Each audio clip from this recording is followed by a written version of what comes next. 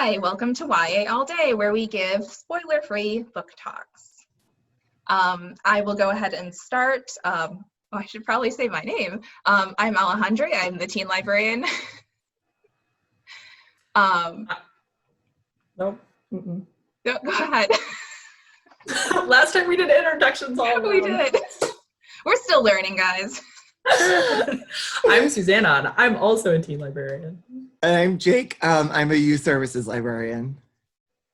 Okay, now I'm gonna book talk my first book, which is Check Please, Sticks and Stones. It's a graphic novel that started out as a webcomic, which I realized last time I also book talked a book that was a webcomic. I'm doing that too. I'm on a roll. We're on a roll. So this is the second part. I recommend reading the first part like somewhat close to when you read this one, because it took a little bit of time to get back into the characters and the story. But basically the story is centered around two guys. One is named Biddy and the other one's name is Jack. And in the first book, they went to Samwell together and played ice hockey and did some baking and fell in love. And this is kind of the continuation, because that was part of the story of the last one, but this one kind of continues after Jack has gone off to the NHL in a team that I have never heard of. But Biddy is still stuck in his baking ways at Samwell and playing hockey for them. And it's kind of about how they're navigating a somewhat long distance relationship where not everybody knows about their relationship.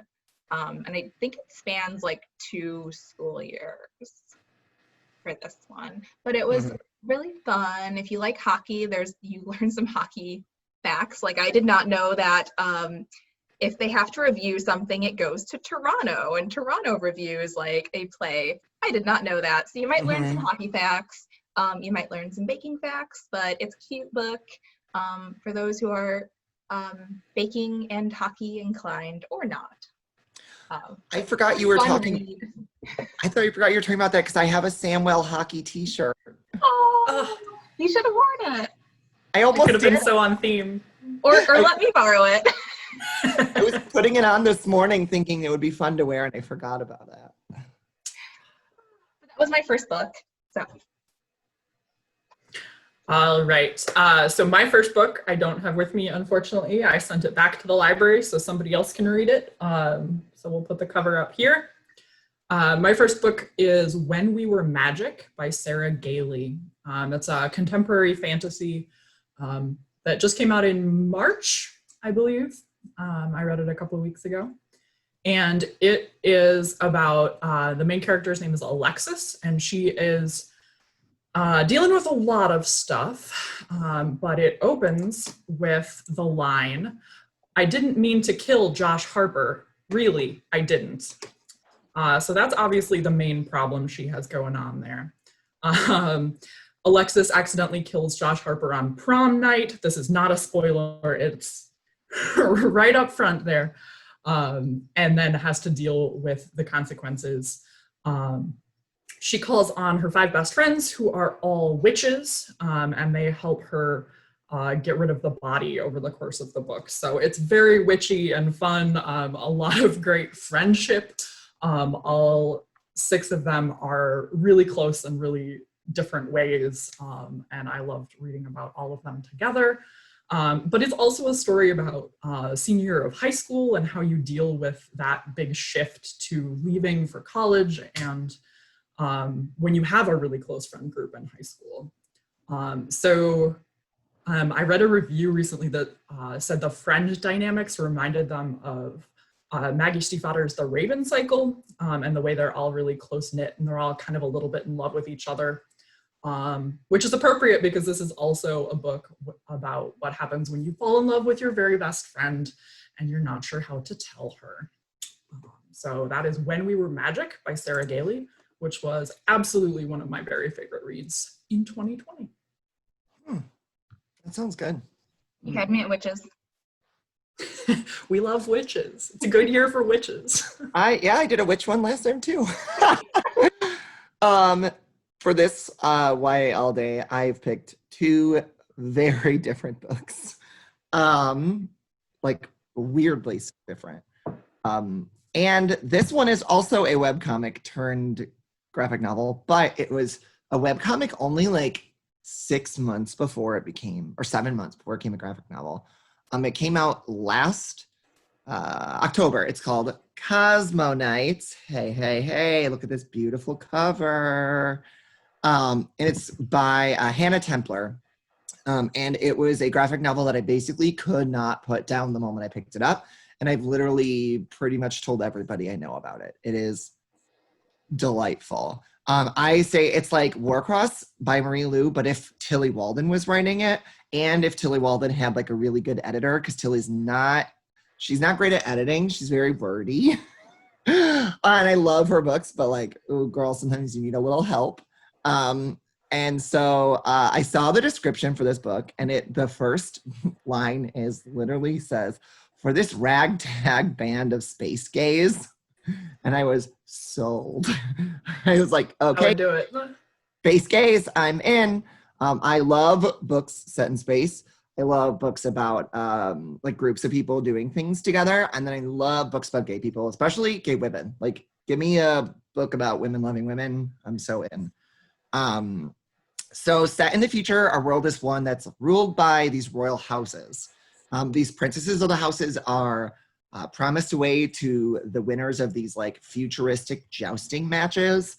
And it's this like awful archaic thing, even though we're set like in 2169, even the patriarchy has survived that long. As a young girl, our main character, Pan, she's the daughter of this mechanic. She lives in this really small world. Her best friend is Tara, who is actually a princess, and she's about to be handed off to be married away to this jousting winner. So Pan helps her escape this life, gets her on a cargo ship, and she's never going to see her ever again. So we flash forward to 5 years later. Life is like miserable for Pan. Everyone on this world hates her because she helped this princess escape, and she just wants to escape herself. There's really no hope until one day these two broken down jousters, these ladies, appear on her doorstep. They're these awesome women, and they battle in these jousting matches to free the princesses. So they like kind of try to subvert this whole system. The color palette from this book is stunning. It is so dreamy. It is like what my life wants to be colored in. It's gorgeous. The stars, like any of these, like the pictures have stars in them. It's like the most ridiculous, cool. They pop. They're just like, and it's super diverse. It's really inclusive. One of the main characters is Black. A lot of them are queer. I think most, if not all. And like, it's really cool to have like a space book about gay women. And it's like exclusively women, like all the main characters. So yeah, I loved it. If you liked anything by Tilly Walden, if you like webcomics, the webcomic is still up, so you can go right now. I think it's cosmonights.space, like outer space, cosmonights.space. And you can read the whole thing there. There is a second volume coming. Who knows when? So. Good.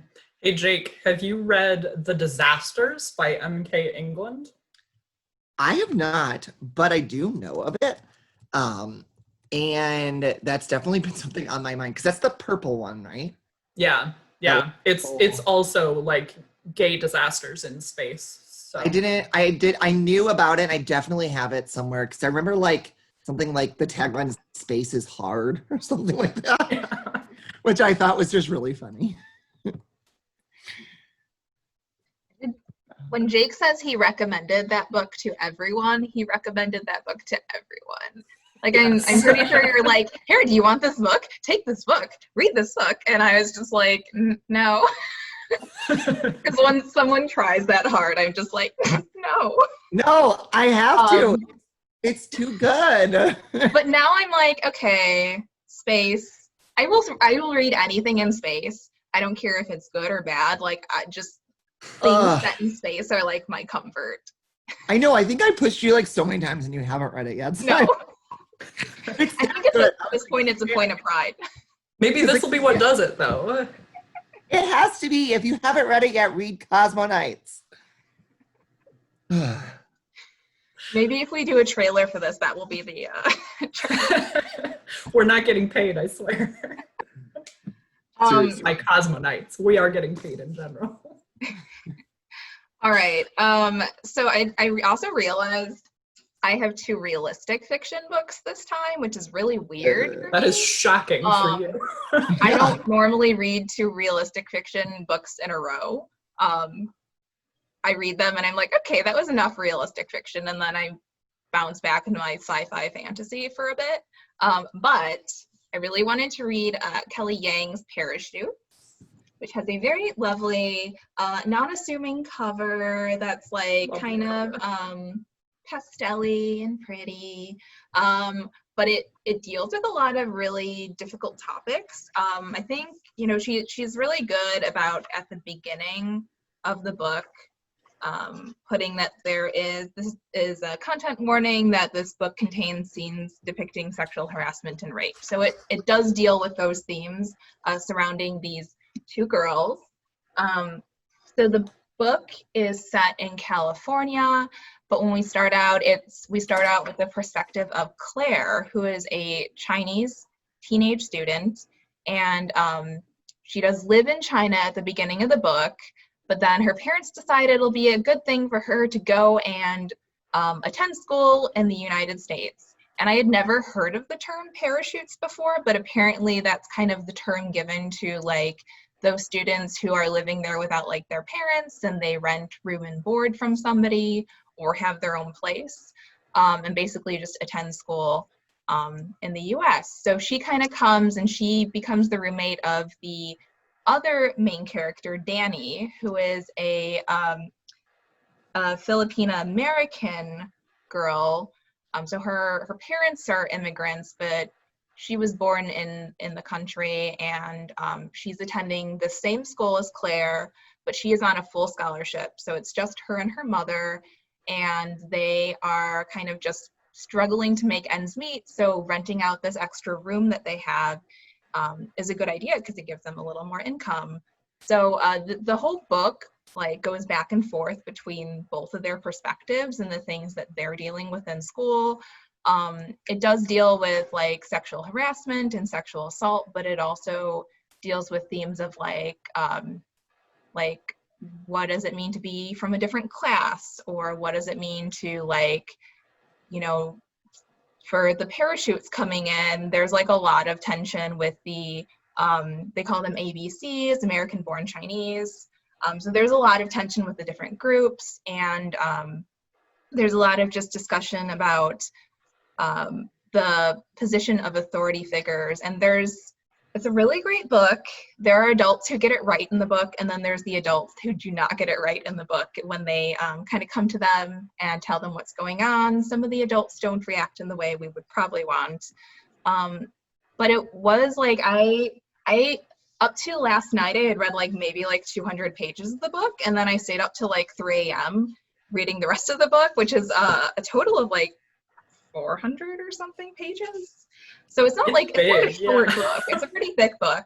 And I didn't do that because I felt like I needed to finish the book to talk to you guys about it. I stayed up till 3 a.m. because I genuinely like was just like caught in the book, and I just wanted to finish it. So I'm not suggesting you guys stay up until 3 a.m. to finish books regularly, but it was a really good book. And you may know Kelly Yang's previous book, which is Front Desk, but it's for a very different audience. That is for younger kids, although I still suggest adults and high schoolers read it because it's really great. But yeah, Kelly Yang is just a wonderful writer, and she does have notes at the back that talk about like her research for this and talking to parachutes, and also like what in her personal life happened to make her want to write like this book, and resources. So it was a really good book, a really tough book to read sometimes, but 2 thumbs, way up. Yay. Front Desk is so good. It is. She's got a sequel to that coming out later this Like year or fall. early next year, I think. Yeah. Yeah. I think it's supposed to be fall. I'm so excited. Who knows at this point? So I am gonna cheat a little bit and talk about 2 books by the same author. Is that okay? Will we let me do that? Okay. I don't know. So- We'll have to talk with the judge. The author is Christina Forrest. She writes contemporary romance novels, YA. And her first one came out in June of last year. And what I just read and really wanted to talk about was the second one, but the second one doesn't come out until August.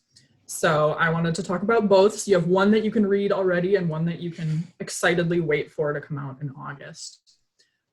So her first book from last year is called I Want to Be Where You Are.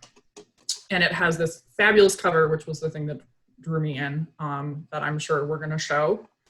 And it is about a girl named Chloe Pierce, who is a ballerina, and she wants to apply for a spot at this dance conservatory run by this dancer that she's obsessed with, and this is like her dream thing, and her mom says no, absolutely not going to happen.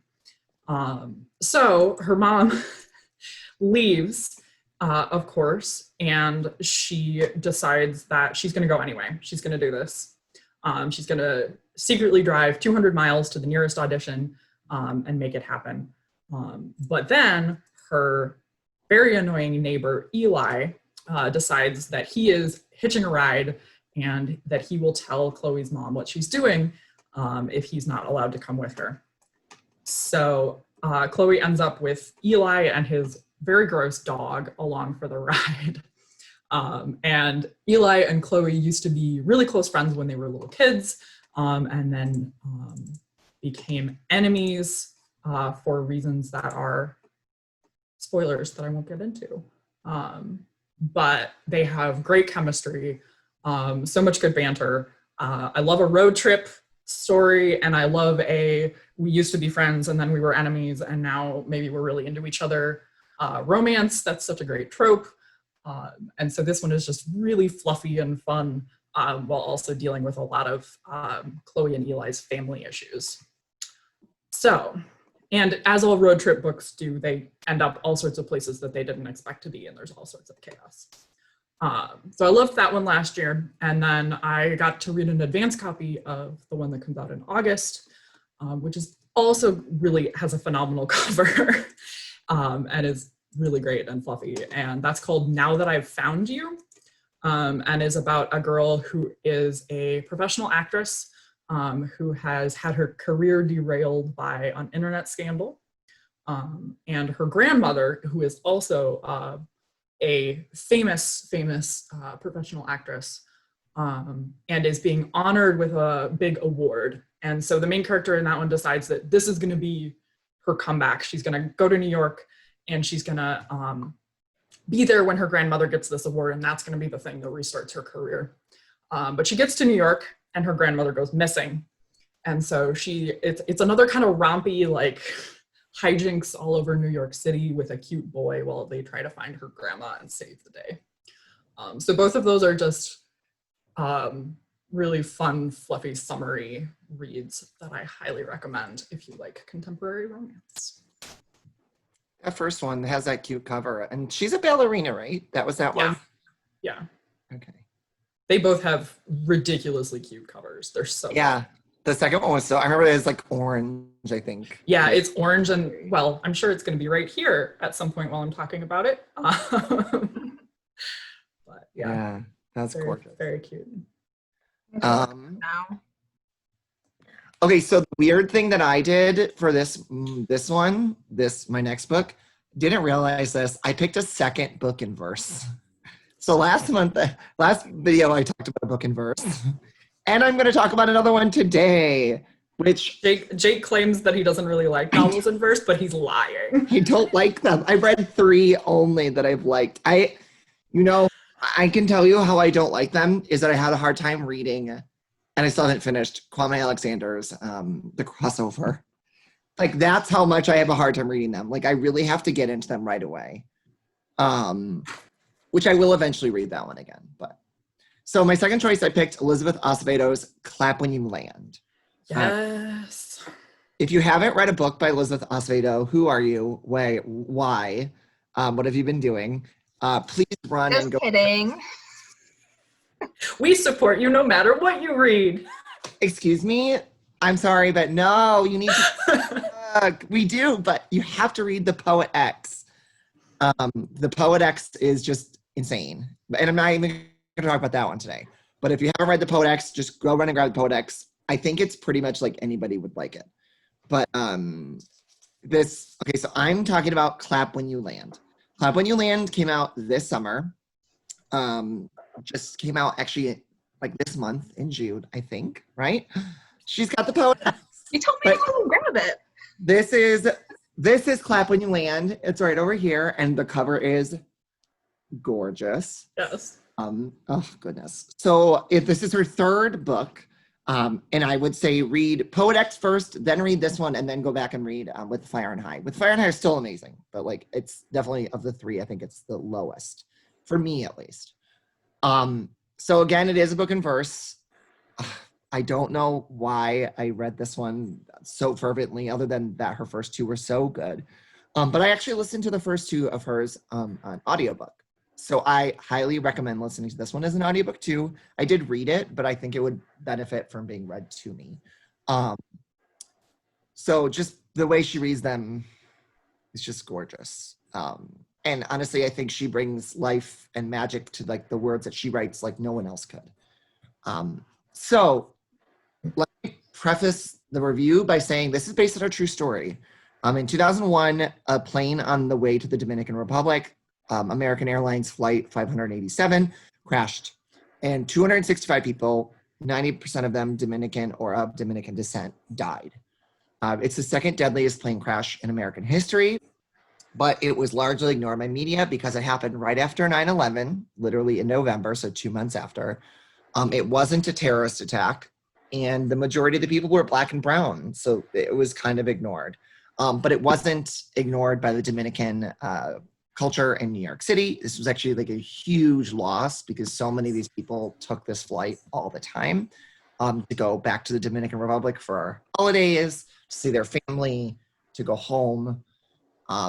So this was, 90% of these people came from or were known by the people in the Dominican community in New York City. So she writes her story, which is not true, but it's based on this true event. Two 16-year-old girls grow up in very different circumstances. So Camino grows up with her mom in the Dominican Republic, waiting every single summer for her dad to come visit. Yahaira lives with her parents in New York City, and every summer her dad flies to the Dominican Republic for business. So one day, Yahaira is pulled out of class and she's told that her father has died on American Airlines Flight 587, so this tragic plane crash. Coincidentally, Camino soon learns of her father's passing, also on the same flight. These two girls come to discover that they each have a sister they didn't know about. Reading the accounts of both of these girls, 16-year-olds, who didn't know each other existed.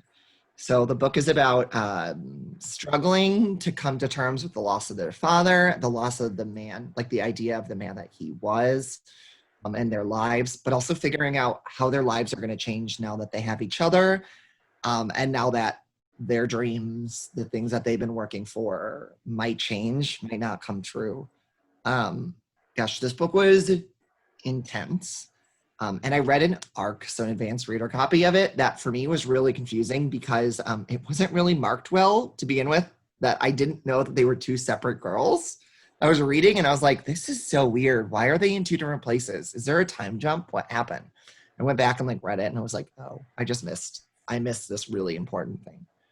So we are reading two completely different people's perspectives on the world, and you're reading about their lives. But it is so good. And Clap When You Land is based on, the title is based on all the people on the flight clapping when they land at the airport, arriving safely.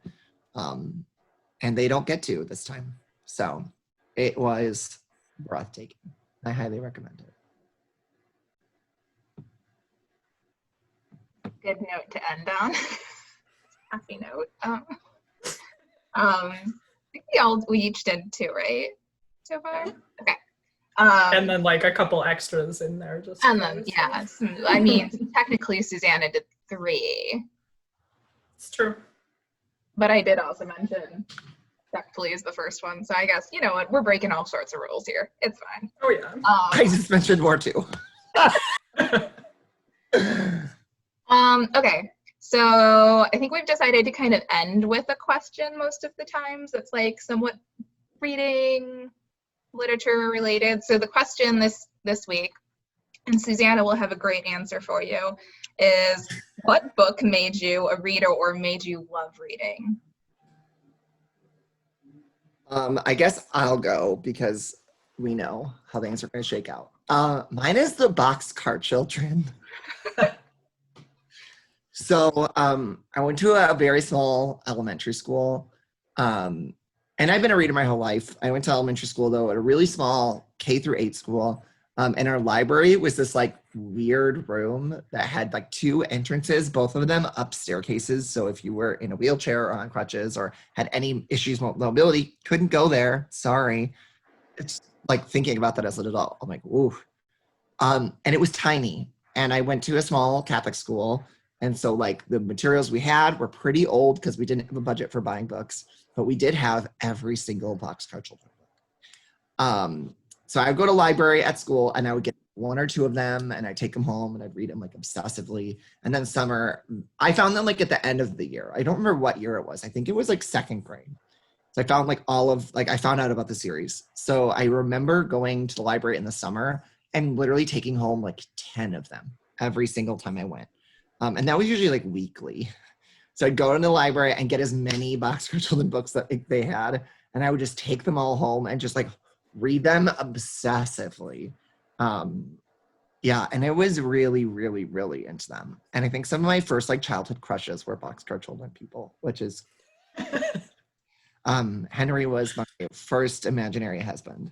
Hard to ship them when they're all siblings, so you have to ship them with yourself. Yeah, you have to take them for yourself. I loved. I love the idea of like mysteries. I love mysteries. I still do. And then I love this like whole, they were like this really self-sufficient group of kids who lived in a boxcar, but then they eventually went to live with their grandpa. And I thought that was so cool. I don't know. It was definitely like a big deal for me. All right, I'll go. So I have a 2-part answer that I'm going to give. So I'm going to recommend 2 different books because I'm just cheating all over the place here. So I also grew up a huge reader. I honestly don't really remember a time where I wasn't into reading. So what got me into reading is pretty much just being born. But one of the series that had the biggest impact on me, I think, as a reader and as a person, was Patricia C. Reedy's The Enchanted Forest Chronicles, which are an older fantasy series that are just fantastic and hilarious, and my whole family's really into them. So I've read them myself a million times, and I've had them read to me as a really little kid, and they're just full of badass princesses and dragons and cool magic, and yeah, so that for me was definitely one of them. And then, so I was trying to think of a time when I was having a really hard time reading and had to get back into reading. And the thing that came to mind for me was I was an English major in college. And so after I graduated, I kind of had to relearn how to read for myself because I was so used to reading for classes and things other people were picking for me. And I know that's an issue a lot of people have in high school and college, where suddenly you're reading all these really heavy, important books.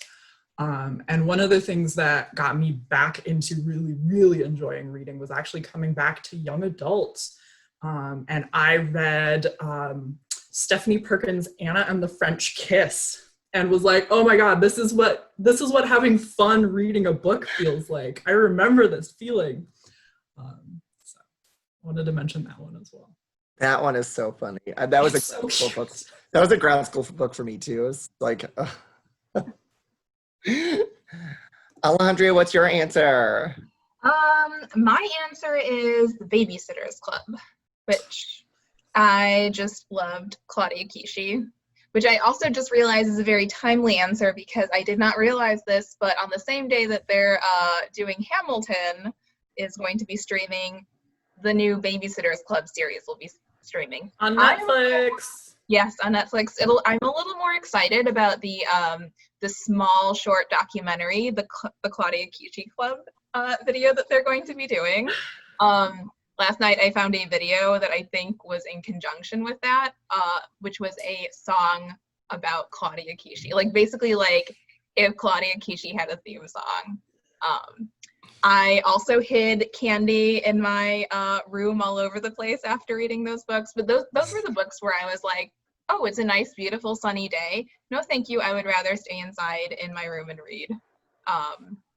And they're books that are a little hard to find. You can't really find the entire series at libraries anymore. And they're one of those things that I would love to try and get my hands on and try and reread as an adult and just figure out, like, do they hold up? Because I grew up in Chicago and I remember constantly asking my mom if I could check out the VHS of the Babysitters Club movie, and I did rewatch that recently, and it did not hold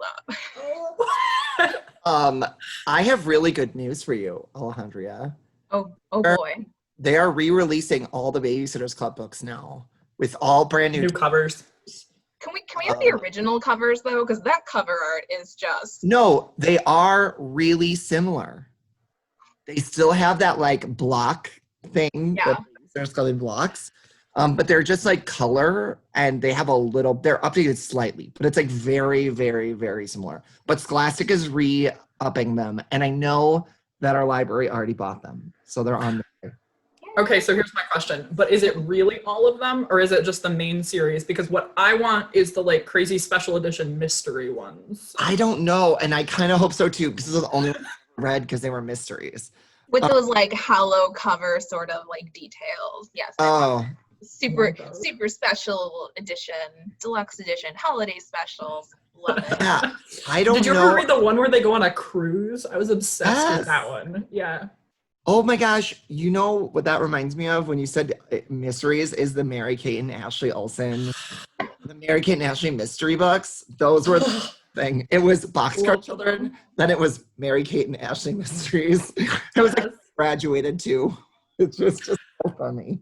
It was all the book series like this were the things that convinced me to actually read chapter books myself.